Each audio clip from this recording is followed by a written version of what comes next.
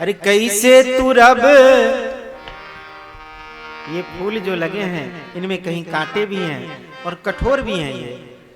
अरे कैसे तू रब रउआ फूल धनुष धारी जी, कैसे तू रब रउआ फूल, कैसे तू रब रउआ, कैसे तू रब रउआ फूल धनुष धारी जी, कैसे तू रब रउआ फूल, कैसे तू रब रउआ फूल बटोही जी, कैसे तू रब रउआ फूल,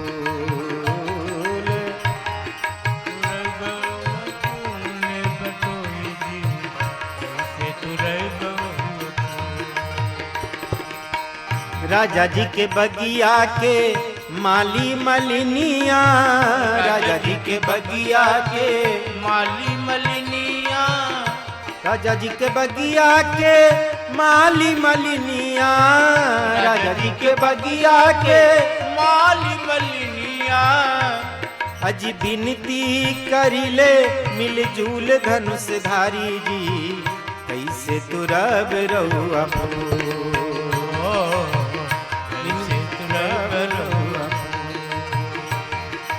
कैसे तू रब रउआ फूले बटोही जी, कैसे तू रब रउआ फूल, कैसे तू रब रउआ फूल बटोही जी, कैसे तू रब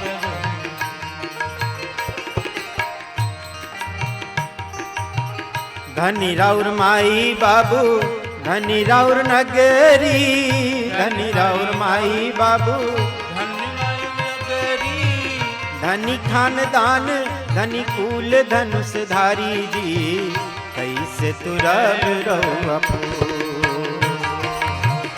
कैसे तू रब रउआ फूल, कैसे तू रब रउआ फूल बटोही जी, कैसे तू रब रउआ फूल, कैसे तू रब रउआ फूल बटोही जी, कैसे तू रब रउआ।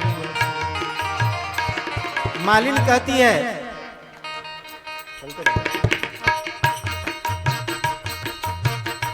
मालिन कहती है आपको जब देखती हूँ तो देखकर मन में बड़ा हलचल होने लगता है। सांवर गोर दोनों जोरिया निहारी के, सांवर गोर जोरिया निहारी के, सांवर गोर दोनों जोरिया निहारी के, सांवर गोर जोरिया निहारी के, अरे मनवा में होला हुलचूल धनुष धारी जी, कैसे तू रब रउआ फूल, मनवा में होला हुलचूल धनुष धारी जी, कैसे तू रब रउआ फूल, कैसे तू रब रउआ फूल बटोही जी, कैसे तू रब रउआ फूल, कैसे तू रब रउआ फूल बटोही जी, कैसे तू रब रउआ। सखी कहती है कैसन मीठ लागे राउर बोलिया अमोलिया, कैसन मीठ लागे राउर बोलिया मोलिया, शोभा राउर लागेला, शोभा राउर लागेला अतुल धनुष धारी जी, कैसे तू रब रउआ फूल, कैसे तू रब रउआ फूल बटोही जी, कैसे तू रब रउआ फूल।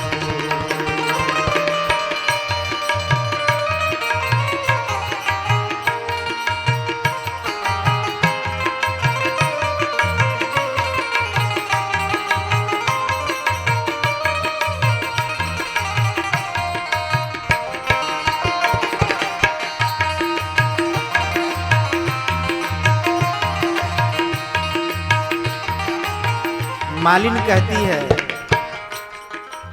आप जो खड़े होकर मुझसे बात कर रहे हैं ना, ये आपके नैन इधर उधर जो हो रहे हैं ना, महुआ नयन राउर मटकी चलावे, महुआ नयन राउर मटकी चलावे, महुआ नयन राउर मटकी चलावे, महुआ नयन राउर मटकी चलावे। चंचल खंजन बुलबुल धनुषधारी जी, कैसे तुरब रउआ फूल,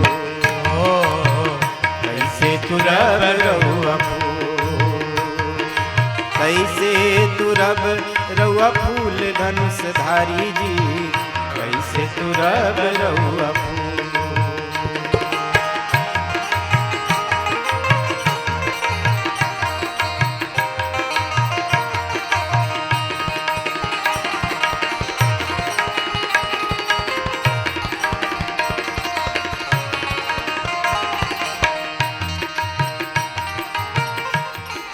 मालिन कहती है ये आपके हाथ जो है ना ये पुष्प से ज्यादा कोमल है, फूल के पंखुड़ियों से आल्हर अंगुरिया, फूल के पंखुड़ियों से आल्हर अंगुरिया, फूल के पंखुड़ियों से आल्हर अंगुरिया, फूल के पंखुड़ियों से आल्हर अंगुरिया। ये तरवा हथेली बुलबुल धनुषधारी जी, कैसे तुरब रउआ फूल, तरवा हथेली बुलबुल धनुषधारी जी, कैसे तुरब रउआ फूल, कैसे तुरब रउआ फूल ए बटोई, कैसे तुरब रउआ। मालिन कहती है आपको पुष्प ही लेना है ना,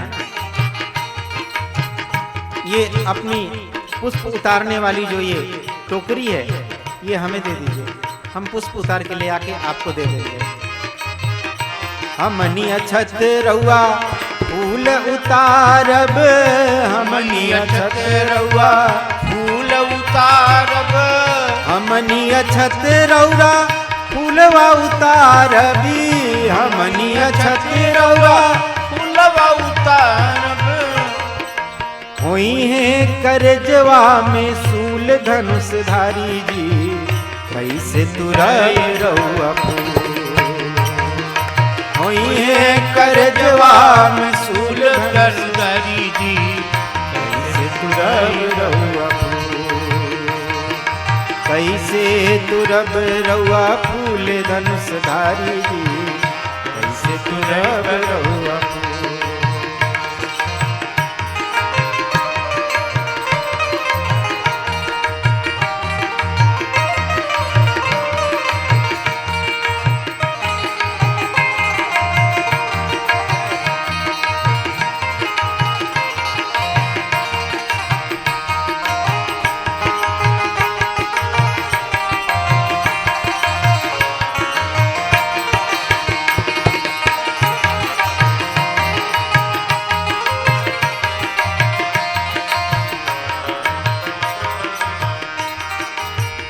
मालिन से बार बार कहते हैं कि नहीं हम ही पुष्प उतार के ले आएंगे। मालिन से पूछते हैं रघुनाथ जी कि अरे हमें भीतर जाने देने में तुम्हें क्या तकलीफ है, हमें पुष्पवाटिका के अंदर क्यों नहीं जाने दे रहे। तब मालिन कहती है हमने सुना है आपकी चरण धूल में जादू है, हमने सुना है सुनीला की पत्थर से नारी बनी जाले, सुनीला की पत्थर से नारी बनी जाले, सुनीला की पत्थर से नारी बनी जाले, सुनीला की पत्थर से नारी बनी जाले। राउर पड़ते चरनिया के धूल धनुषधारी जी, पड़ते चरनिया के धूल धनुषधारी जी, कैसे तुरब रउरा फूल, कैसे तुरब रउरा फूल धनुषधारी जी, कैसे तुरब रउरा। हमने सुना है आपकी चरण धूल में इतना जादू है कि वो धूल पड़ते ही पत्थर से नारी बन गई। वो इतनी कठोर पत्थर थी तो वो पत्थर से नारी बन गई। और हमारे तो ये पुष्प वाटिका में सब कोमल कोमल पुष्प लताएं इत्यादि हैं, और उसे भी आप अपने हाथ से स्पर्श करने वाले हैं। कहीं आपका हाथ स्पर्श करते ही हमारी पुष्प वाटिका में भी वैसा ही कुछ जादू हो गया तो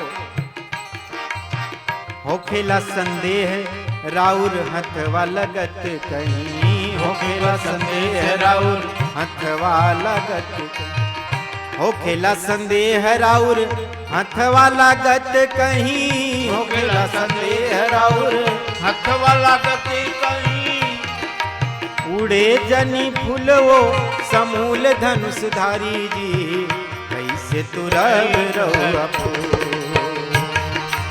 उड़े जनी फूलवो समूल धनुषधारी जी, कैसे तुरब रहुआ फूल। कैसे तुरब रहुआ फूल बटोही जी, कैसे तुरब रहुआ फूल। कैसे तुरब रहुआ फूल बटोही जी, कैसे तुरब रहुआ।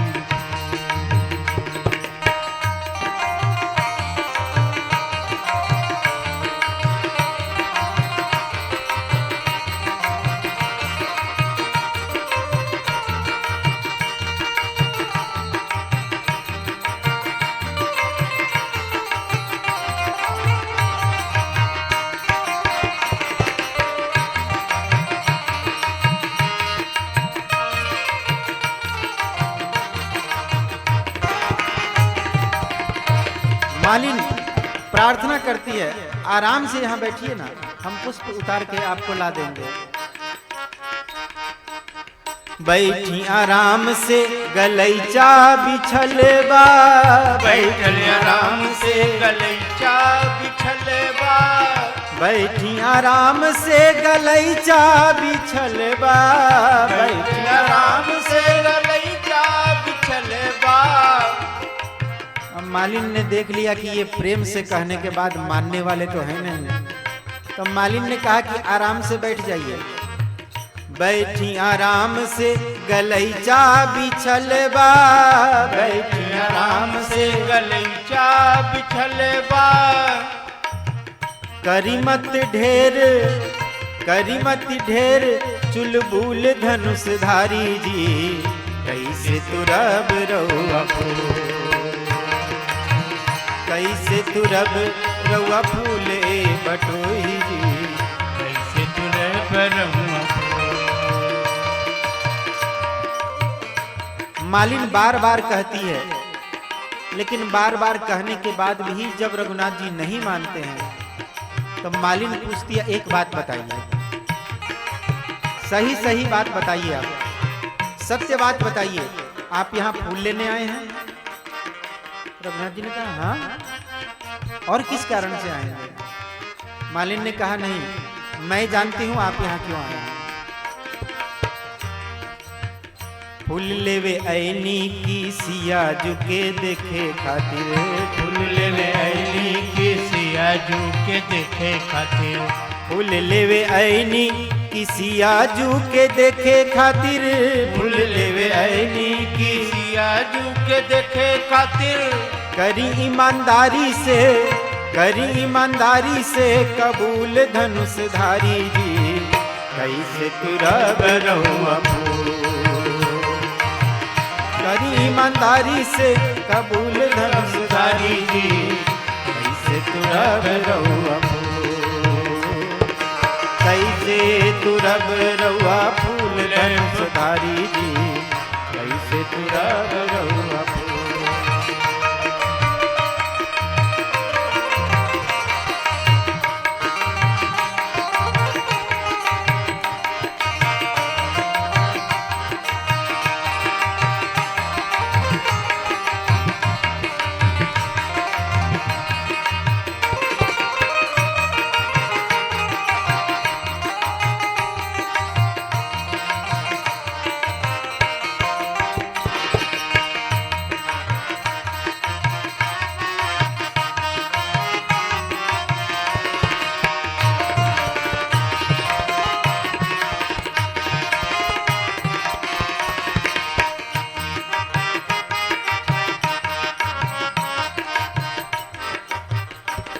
मिथिला में बसी करे विनती नारायण दास, मिथिला में बसी करे विनती नारायण दास, मिथिला में बसी करे विनती नारायण दास, मिथिला में बसी करे विनती नारायण दास।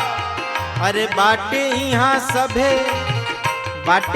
सभे अनुकूल धनुष धारी जी, कैसे तू रब रउआ फूल,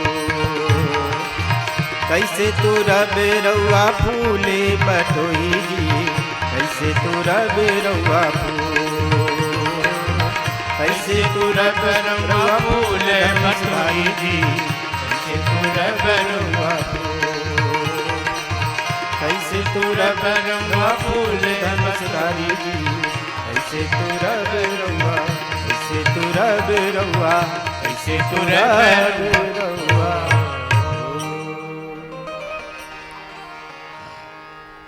बोलिए पुष्प वाटिका बिहारी सरकार की जय हो।